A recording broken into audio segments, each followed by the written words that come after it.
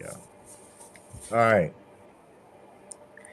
So, um, the reason, and I'll continue to meet some people here. Um, we didn't do a lot on three-man mechanics. Uh, in our early training, we were just trying to get started. It's kind of obvious on film. We definitely need some work. We have some newer guys who are trying to figure it out. We also seem to have some bad habits. Some people kind of who have interpreted the mechanics in different ways, and that's not good for consistency for our group. Um, we want to be running the mechanics the same way. I'm going to share one thing. We'll talk about this later, but I want to put it in the chat so you can download it. And this is also um, on our. I want to paste. Hold on.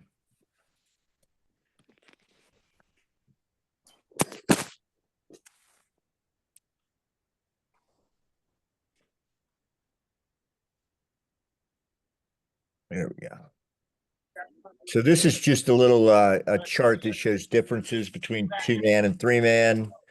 Um, and we'll talk about that as we move forward. I just if you have a separate tab or something, you can call that up. It would probably be good to look at.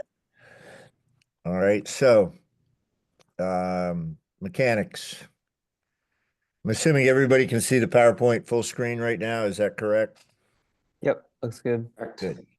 So these are our mechanics. All right. Our guiding principles to what we do. Um, this is the librarian in me. These are the different definitions of what mechanics are. Kind of at the bottom, um, our mechanics is how we move with a purpose.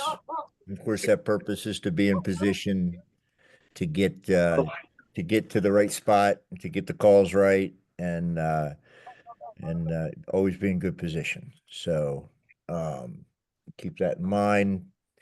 Um, so the mission of our mechanics, we want to be in position. If we're in the right place to see what's going on, we are most likely to get calls right, to not have any confusion and those kind of things. We want to be consistent. If we're all in the same place, we're all getting the same thing, we're all on the same page. Our calls will look the same throughout the game, and also hopefully for the most part from game to game. Let me mute everybody. Oh, All right. We always want to be fair. We don't want to have anything come out that questions our integrity or fairness or bias or anything like that. And of course, in today's game, safety is priority one. We've got to keep these kids safe. Um, we've got to make sure we're getting those calls that are safety related so that everybody understands what they are, and we get the big hits and the dangerous stuff out of the game. As we move on, Mike Hernandez, can you just monitor the chat if there's questions? If you have a question, um, just go ahead and and ask in the chat, and we'll take some breaks, and Mike can ask those questions. will do. So the mission of mechanics is teamwork. Okay.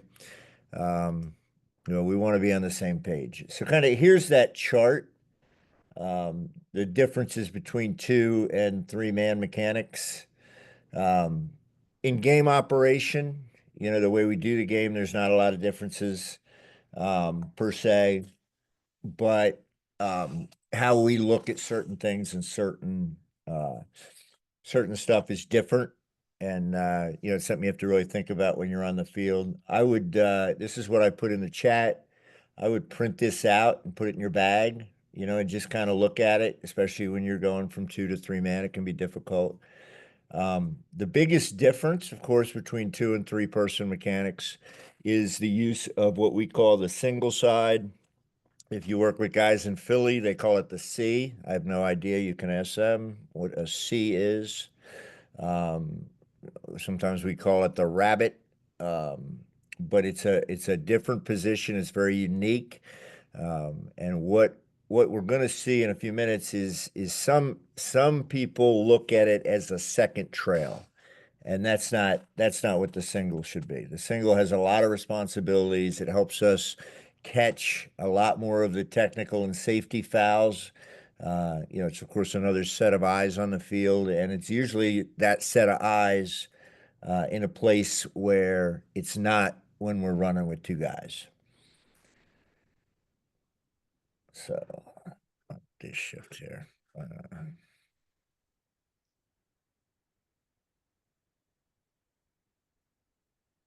All right.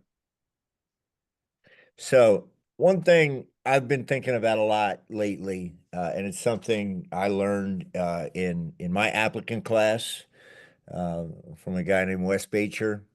And whenever he got pissed off at a guy or he had a problem in a game and he looked at the game, and people were walking or not moving or kind of doing things their own way, not running the mechanics the way he said he would always say, we need to make sure we give an honest effort.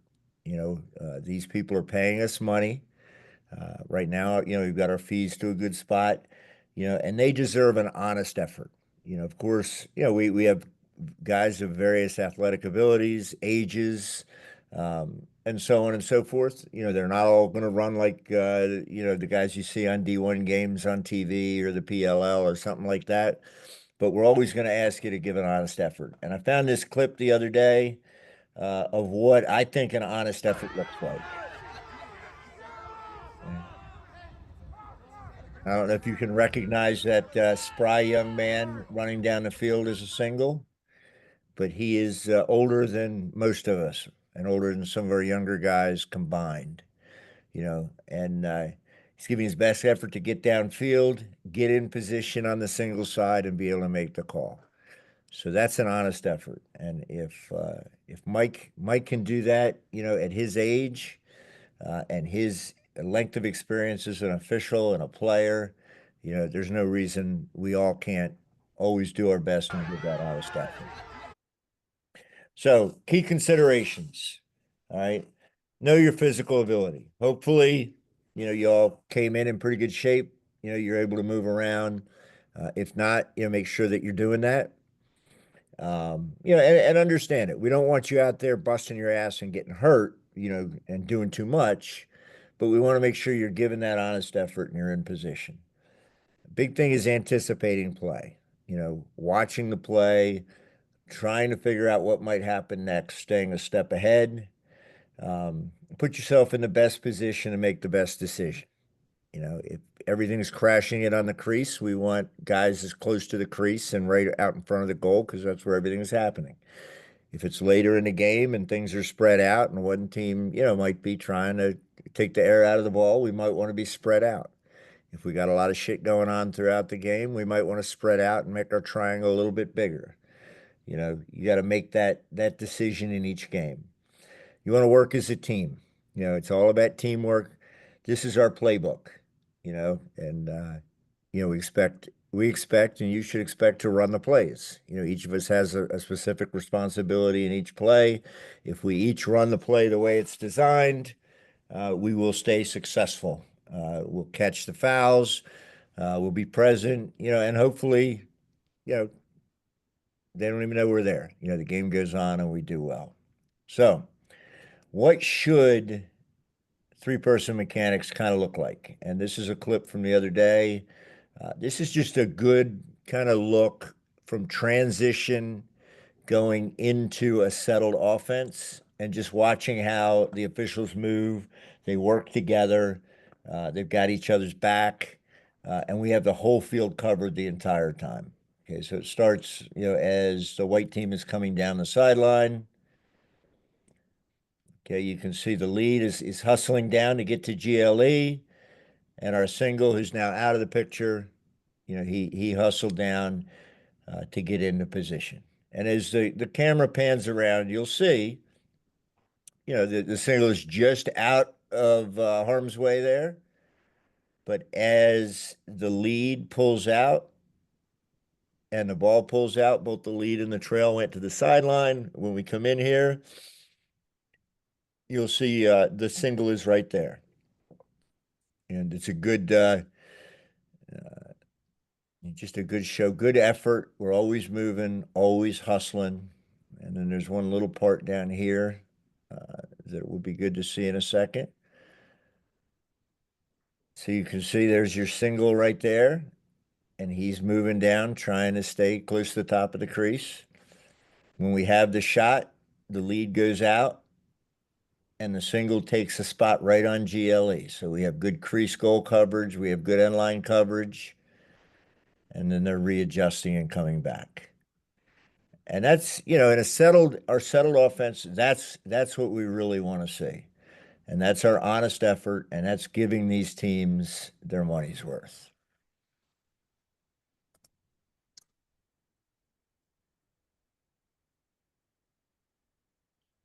So I'm going to stop it here. It goes on, but it's a great example of just what we kind of want things to really look like. Now, here's an example of where we're not using the single properly. And this is when I look at film, when JP and I or whoever's looking at film, this is what we're seeing a lot. Okay. Notice, and we'll talk about this when we get to some of the diagrams, the single who is over here is really high and out of position. Okay. He's really not much more in here than just a second trail. All right.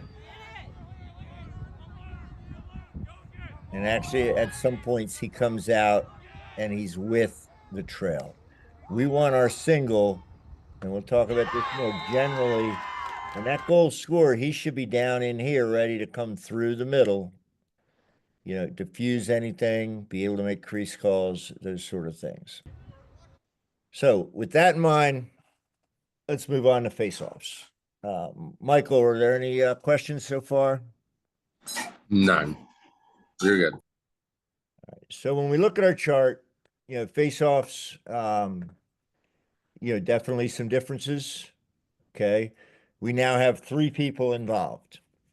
All right. And it creates an interesting conundrum because we're going to use two officials right here to look at the face-off. And we're going to use one other guy to look at 18 other players on the field and bench and all that. So we kind of have put ourselves in a bad spot. But the face-off, we all know, is very important. It's what leads to possession. You can't put the ball in the back of the net if you don't have it.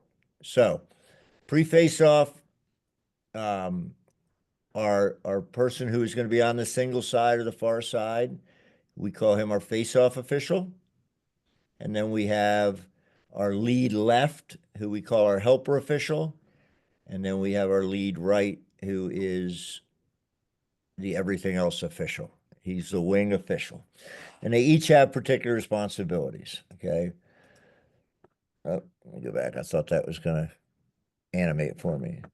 So basically, this face-off official is going to handle the face-off. He's going to help.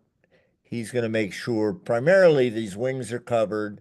And then once things started, he's got at least his restraining line here. So the face-off official, he's the guy responsible to make sure both players are in legal setup position. Generally, he's going to back out diagonally to be clear of the player's path. And it's something you want to be aware of and kind of think about as, the face-offs happen. Is one face-off guy a little more dominant than the other? Is somebody pushing it right out front? And you can position yourself to keep yourself safe. But we want to kind of stay right in there and be able to monitor everything's legal. Okay. We're looking for early movement. We're looking for other violations, changing what they're doing once they set up. Another important aspect of this is to know where the far side wing players are before you put the ball down, and your helper can help you with that. If they're lining up to come right at you, you kind of want to know that so you can be set up.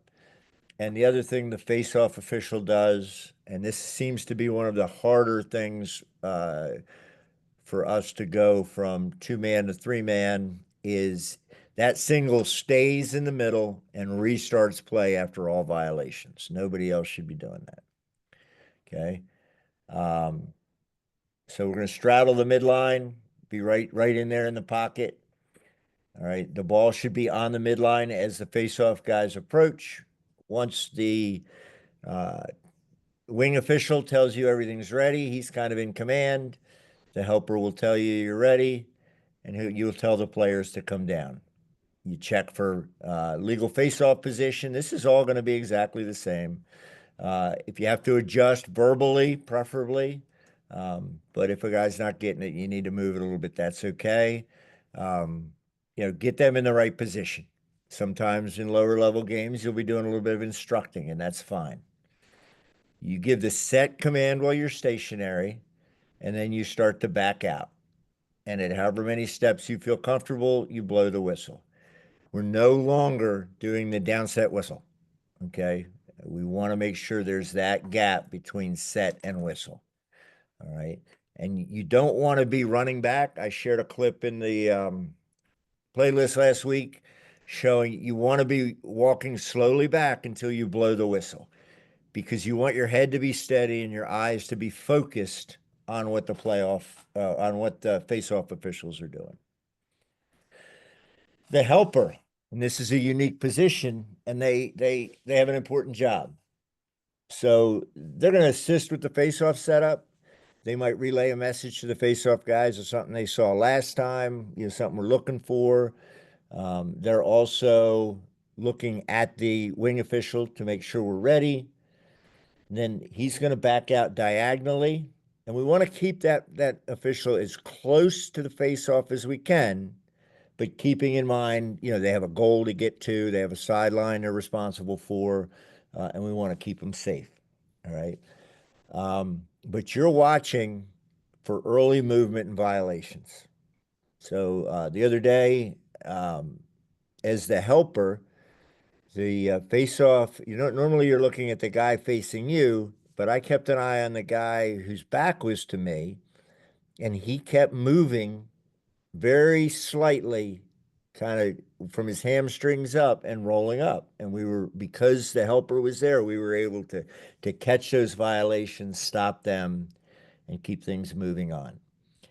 The helper can stop play and call violations. So if you see something, you got to call it. All right. The face-off official can't see everything. And then once the face-off occurs, you want to be backing to your goal. You're looking for early release from the box. And if there is a violation, you're locking the players in behind the restraining line. Okay. The face-off wing officials' responsibilities. Okay. You're watching the wings. Of course, you can only watch one wing, so you're going to look at the ones, where there seems to be guys closer together. You want to position yourself back pretty close to the right side restraining box. You can even have your feet right on the line, and then in far enough that you can see across the field, and wing violations and so on. Okay, before the face-off, you're watching. Did all the guys get off the field? Do both teams have wing officials? Or not wing middies? Do you have the right number of guys? Did the defender leave the defensive area and one not come back? You want to make sure we have the right number of players on the field. We also want to make sure the boxes are pretty clean. Once that's done, you put your hand down and we start. Okay. You are not looking at the face-off. You have zero face-off responsibility. So we never should see that guy call a hold, an early movement, anything like that. Okay, until the ball is close to him. You're watching primarily for the wings and interference, and you're watching for early release from the restraining line. And also, if we do have a violation, you want to make sure the players are locked behind the restraining line. If they get out before the single restarts, double tweet, get everybody back in right. Okay. And all we want to make sure on the restart is that we have 3 attack for defense in each box. Okay. And we don't want anything different. And it's a huge, if you let the guy get out early, all right, it could create a huge advantage in subbing their defensive and offensive players in. So we want to make sure we're doing that consistently. All right. So on the face-off whistle, all right. The singles looking in, the helper's looking in. The wing official is watching the wings, either one, whichever one he thinks he's going to have an issue. Okay. If the ball goes to the left, so the ball goes that way, the lead left, you got to hustle. All right. This is where you got to bust your butt and get in. All right. The single, I usually like to have guys kind of stay in the middle while the play is in the middle and then work their way into position. You don't have to be super speedy to get there unless a fast break is occurring. And then you can see the trail kind of working his way around, kind of scope the boxes. Sometimes you might want to stand at this cone, especially if there's a lot of subbing going on here. Give the coach an opportunity to tell you what he's thinking. And then if you do that, always go over here, stand there, and then you're going to work your way into your position. Okay. If the ball goes right, it's just kind of the opposite. So we set up the same way. And single goes down. And we end up in our positions. Okay. This is what a face-off should really look like. So let's take a quick look.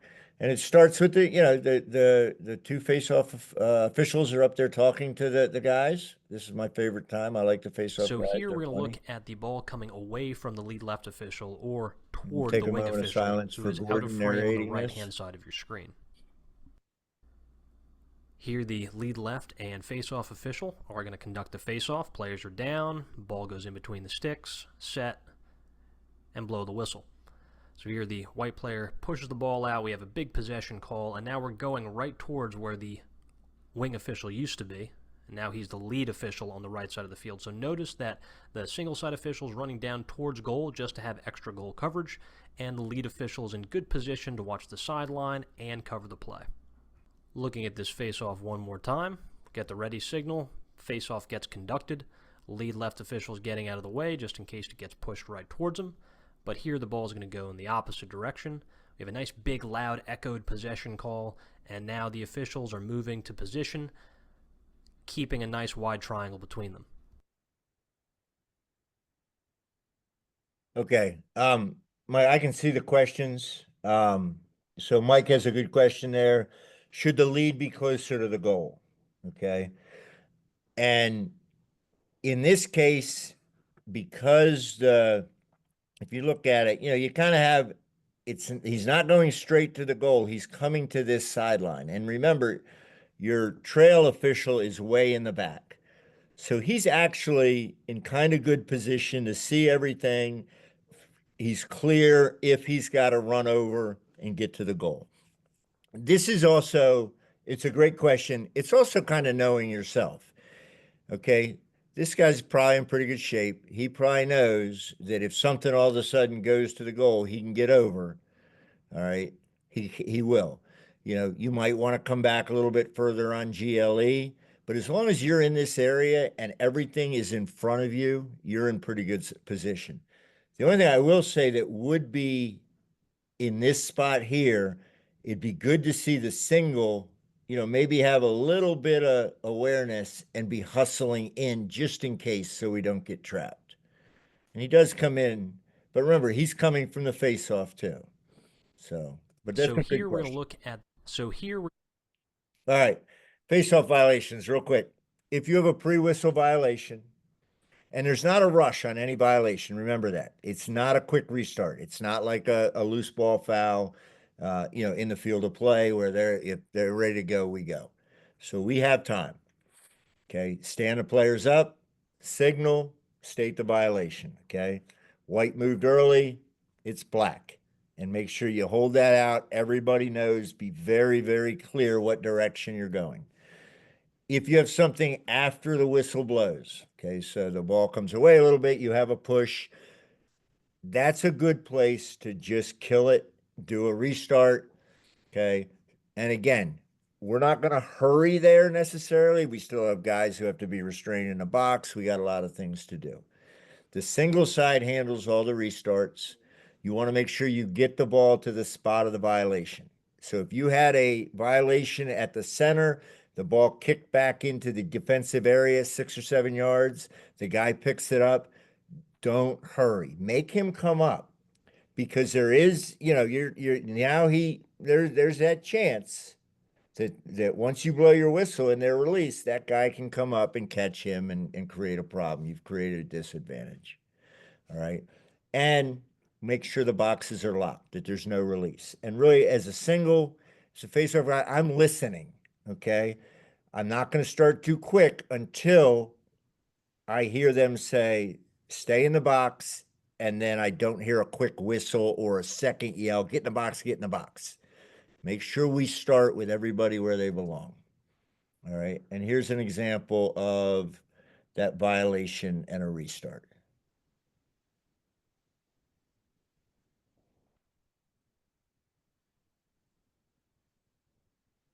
Killed it. Good signal. Boxes are being frozen. And we have a good smooth restart.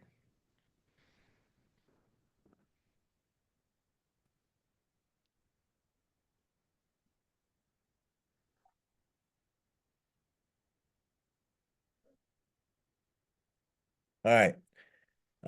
Just real quick, just to also possession. Okay, so once there's possession, whoever sees it should call it, and everybody should be mimicking it. Okay, so if the ball is over here and the lead left sees possession, he calls possession. Okay, everybody else should mirror that. So all these guys now know they're released. The coaches know they're released. All right. It becomes awkward if you had quick possession and the ball came out and not everybody knew it was released. All of a sudden, a couple guys come out of the box. People are screaming. You got to yell, I called possession. Make sure we're mirroring and we're very loud with that possession call. If you do get in that situation, and this is 2 or 3 man, where you call it too early. We have a name for that, one of our officials. You'll figure it out someday. But you will, if you called it a little bit too early, you have 2 choices. The choice I like is just say, I released him, I released him, I released him, and eat it and let it play.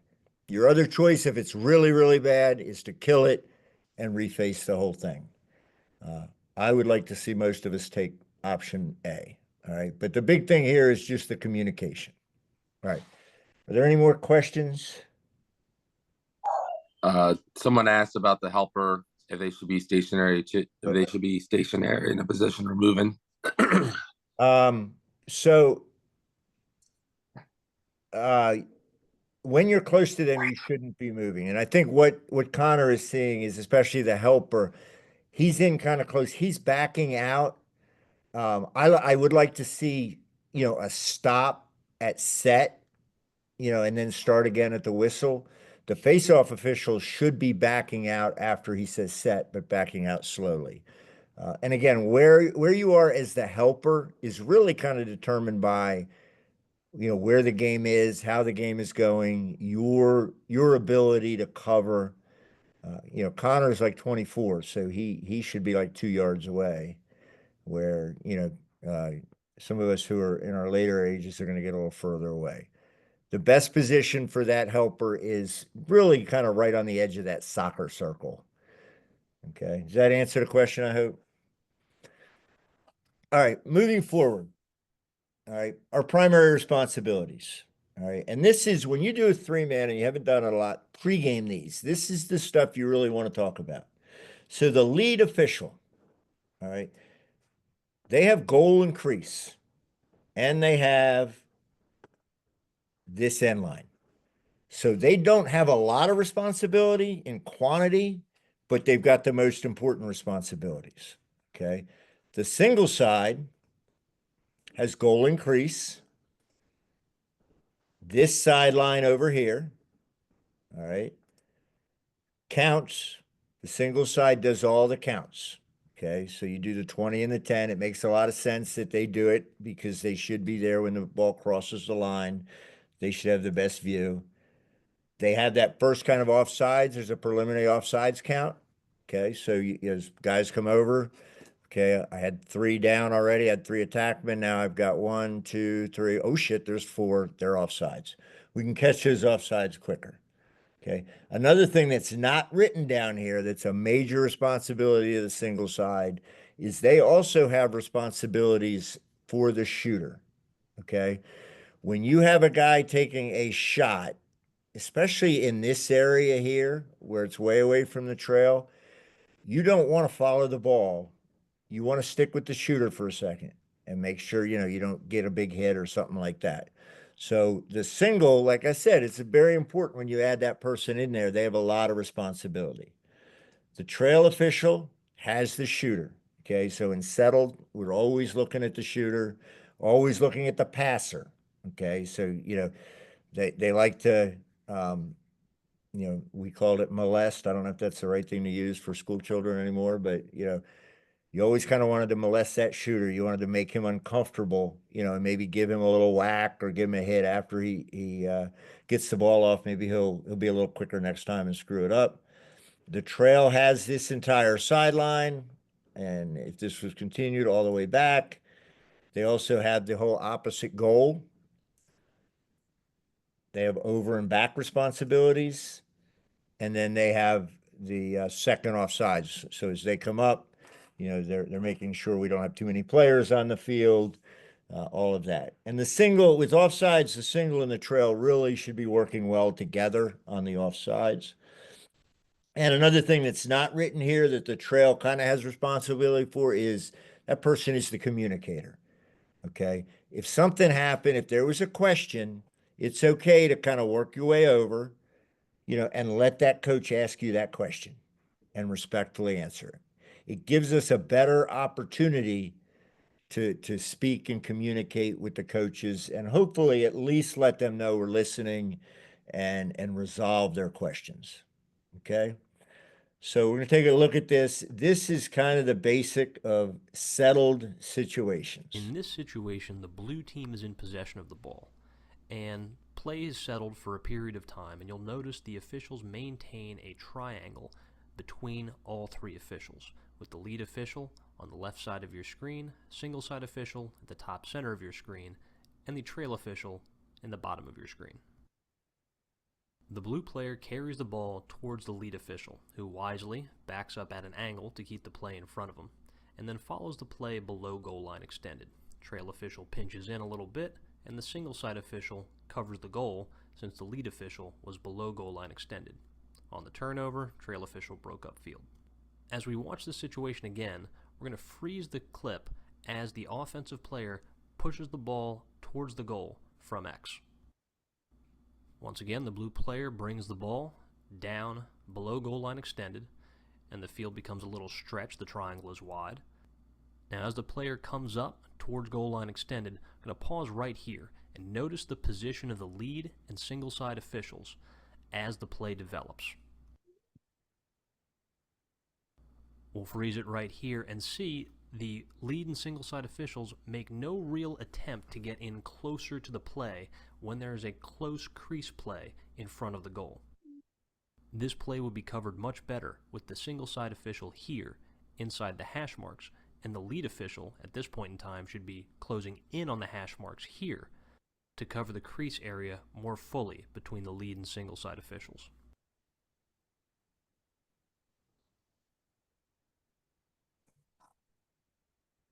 All right. So it just shows you a good little run through. I want to show you a couple of things real quick that I picked up also. Notice, watch, you can barely see him, but here's the trail. Okay. The blue team is in possession of the ball, and As the play is ball settled comes for a period towards of his time. You'll sideline, notice the officials maintain a triangle between all 3 officials, with the lead official on the left side of your screen, single side official at the top center of your screen, and the trail official in the bottom of your screen. The blue player carries the ball towards And the lead he's official. moving to Wisely stay backs up at an angle to inside keep the play in where front of this him, guy and is then in follows case the he's play got to come below the goal over and line cover extended. this sideline. Trail official pinches Okay. in a little bit, and the single side official. When we're covering our lines, all right, our best position and our best way to win every argument is to be at the line. So he put himself in position that if this player had all of a sudden moved over, the ball got checked out, he's right on the line. You know, he's there. It's hard to argue with that. The same goes with the lead. The lead should, if the ball is down at the end line, the lead should be straddling the end line. And the single should now be right in here. Okay. There should never be a question. We shouldn't ever have to make an end line call from up here or out here. You know, we should be in the right position to make the right call every single time. Okay. That's this. This is what really gives us an In this advantage situation, the in 3-man. Okay. So on and off ball responsibilities. All right. The single has this line over here. The trail has this line, the midfield line, and of course, all the lines going back to the end of the field. And the lead official has that end line.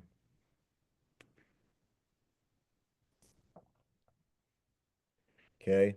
All right.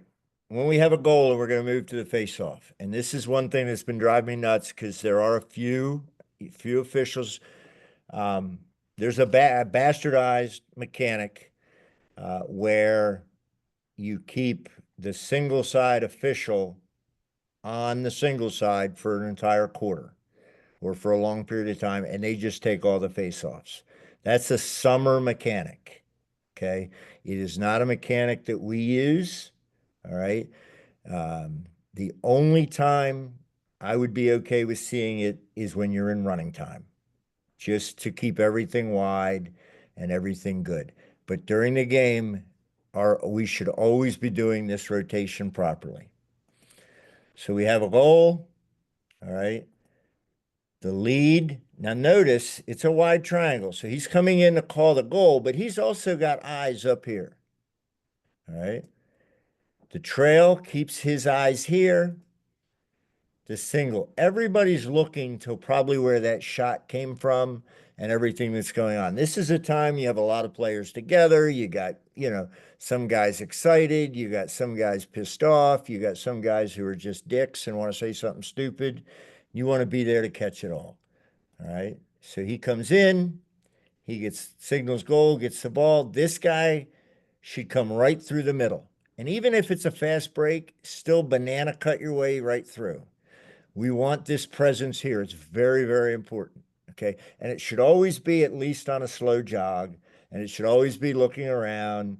And if the teams are together, you should kind of be just, hey, move on, move on. Let's separate. You know, we got to get the next goal started. And address, you know, if there's language or anything like that, try and address that and constantly be talking and warning. So we're both here now. The balls should be in the lead's hand. The trail going to take a little peek over here. Once everything is safe, I like to see the trail come back, answer questions from the coach, make sure there's nothing stupid in the sub box, just kind of be present. Okay. The lead then takes the ball, and this should be on a run. He's going to run it up to the face-off dot. In this case, this trail is going to come over because he's going to be the helper. And the single is going to come up. And actually, we probably want to be down here to be ready for the next face-off. Makes sense to everybody? So here is a good example of a goal scored. Okay. We have a good wide triangle. We have the goal. Singles coming in. And in this case, we really don't have anything going on. Everybody's separating. If you watch the guy running, the old single as he runs up, he is kind of, taking some looks back and just making sure you're not missing anything. And we're going to get up here and be ready for the next face-off. All right, over and back. All right, this is, we have a huge advantage here with over and back. So the key here is the trail and also the single. So remember, over and back is only in place when the ball's already been touched in. So if it's questionable, if there was a touch, so the red team had brought the ball down here in the alley, he's still counting. All of a sudden, they pass it back and it's going towards the line. He should be screaming, no touch, no touch, no touch. Or, we had a touch, had a touch, had a touch. Okay. Or, could be over, could be over, could, just something to let this guy know he potentially has an over and back situation. All right. He wants to be on the line to make that call because he's not only calling the ball over and back, you could have an offsides, you could have a push.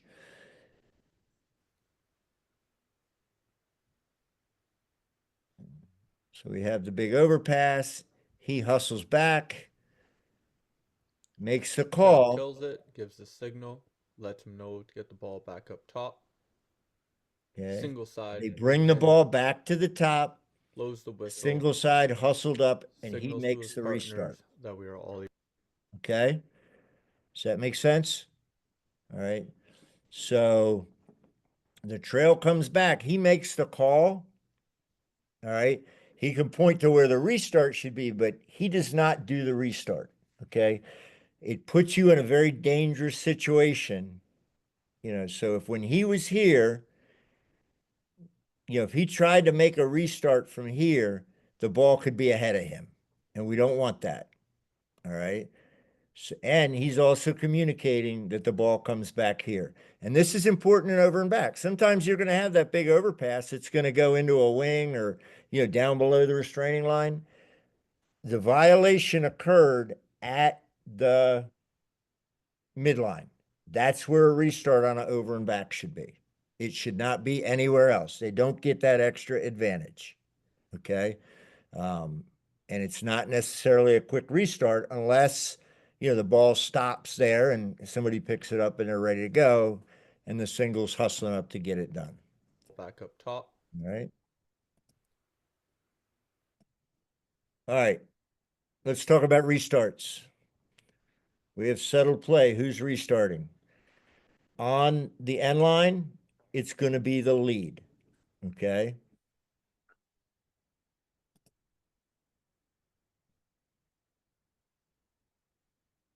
On the sideline here, it should be the trail.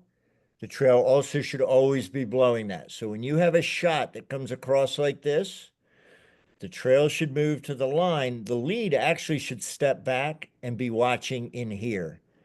Make sure nothing happens. You have all your eyes on most of your players. And the single has this sideline. Okay. All right. When we have a deep restart, okay, across the field. So the ball went out of bounds here. The single probably called it off. The single goes running back to the cone. All right. He's probably backpedaling. Once they have the ball in place in the right spot, make sure they at least come in close to where the ball went out. They put their arm down. All right. And he has the restart. This guy should be hustling and he should be well inside the box once the restart occurs. All right. The substitution box, we always get them 5 yards away. And when we have something go out anywhere within this area, generally this guy would have probably blown it dead because he was up here. All right. He wants to get back to position. So the trail has to hustle up and get the restart where it belongs. Okay. Get some help from the lead, exactly where the ball went out. Did it go out on this side of the midfield, that side of the midfield? Those are important things. But he should come up and make that restart. There is no quick restart out of the box. If you make that quick restart out of the box, you're only asking for trouble. Okay. Get this guy 5 yards away, standing still, and make sure, this is a spot where you can warn about the 5 yards. Hey, don't play him within 5 yards, give him 5 yards, give him 5 yards, get it right. You could even kind of say, hey, take a step back for me. Get that 5 yards. There's too much BS that can happen here and too many opportunities to get it right. All right. If the ball was here, the single's already down here, the lead's here, we're ready to start play. We're in good shape. End line restarts after a shot. Okay. So this is going to be a shot where the ball goes to the defense. Okay. The trail comes down even with the ball. The single should be working up towards the cone. Okay. So they want to get to the cone. JP will tell you, if I don't tell you, do not turn your back completely on the play on this. You either want to backpedal to the cone or take kind of a sidestep run, and always keep your eyes in here. This is kind of the Bermuda Triangle where you get these big hits, and it's the place where we're most spread out. We want to see those. We want to catch them. He's kind of the key to doing that. Okay. And he can help. So the trail comes up.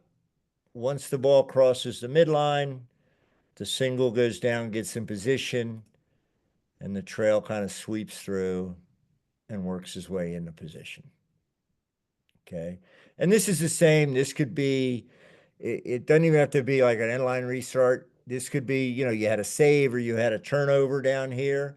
It's basically the same thing. You're just not blowing a whistle for the restart. But as soon as you have a change of possession, the single's going to come here, the trail's going to back out and stay with the play, and the lead's going to get in position. Okay. Slow break. So this is single goes to the cone. I don't know why the trail hopped over there. He should be going up here. Okay.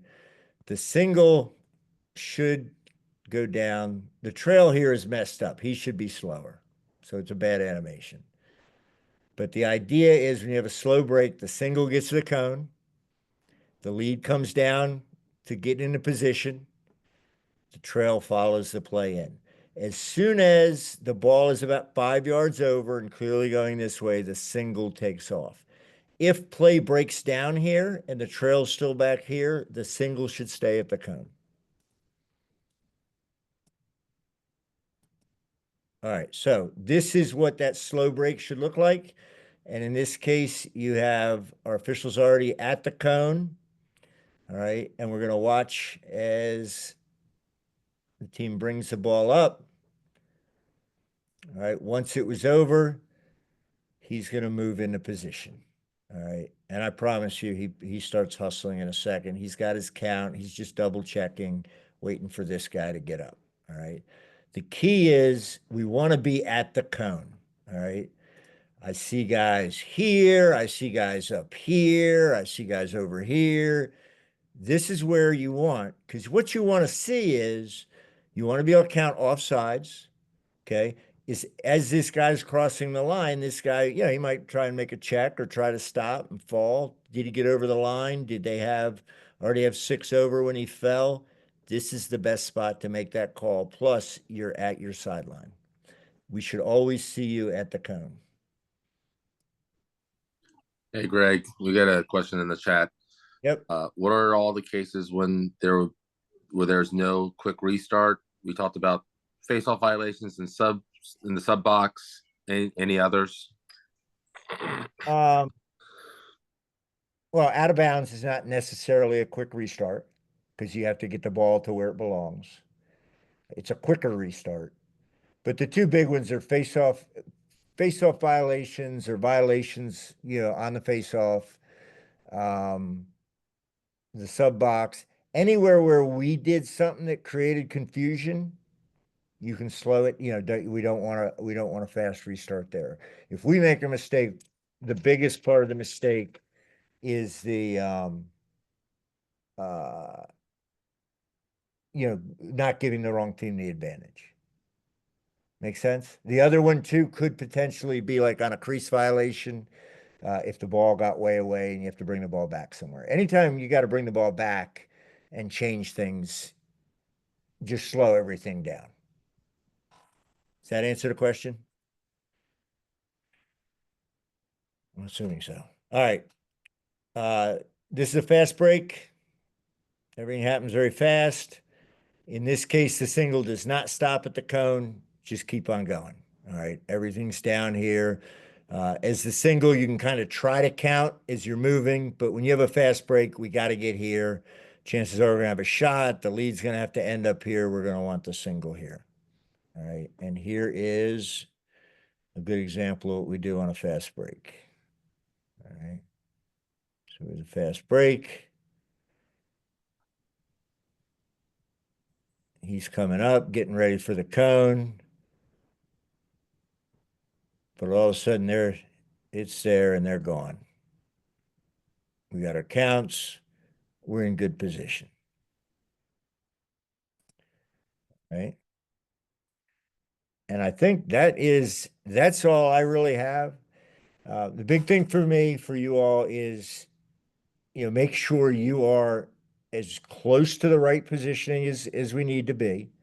It's always going to be, of course, a little bit, flexible depending on the situation, depending on the game tenor, those kind of things. When you have a close game and it's being well played, we're going to hustle and get into position properly every time, very quickly. If we have a game where it's getting a little chippy, maybe the ball's on the ground a lot, we probably want to think about being a little bit more spread out.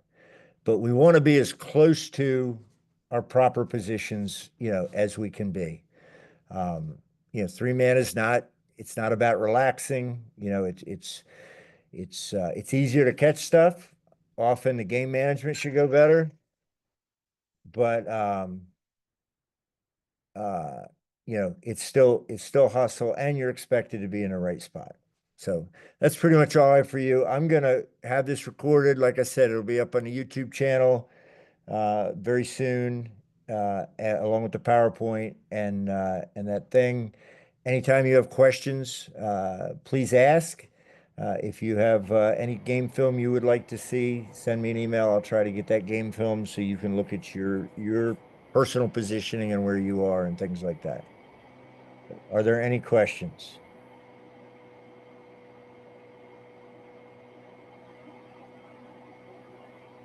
Very good. Everybody have a great day. Oh, is that a question? No, just someone saying thank you. You're welcome. No, I appreciate it. We may do a couple more of these just to refine it a little bit. Our goal as an association is 100% three-man varsity games. And with there's some applicants in here we've already identified that are going to start to get some varsity games, and when they get those varsity games, they will probably be in three-man. So I certainly ask that the experienced people really try to help them through. We did have one crew, I know they were helping an official through who was struggling with three-man yesterday, and they gave us a good synopsis of it. Make sure you're always being encouraging. I'll often, especially when it comes to where the singles should be, when restarts are messed up, don't embarrass the guy in front of everybody, but I'll use little, hey, you got to be down here or pull in here. I'll get in their ear a little bit between face-offs and stuff and just try to help to make sure we're in the right position. We want to work together so that we're consistent. Hey, Greg, Yeah. the trail, how important should he be with the substitution box? Sometimes a step or two on and off. Get concerned with that if it has an I'm advantage not very or concerned with disadvantage. that unless the coaches become very concerned with it. Again, there's bigger fish to fry, Thank you. Yeah. than a step or two. So, all right, that is my wife calling me a million times. I'm gonna go. I will talk to you guys later. Have a great day. Yes. I'm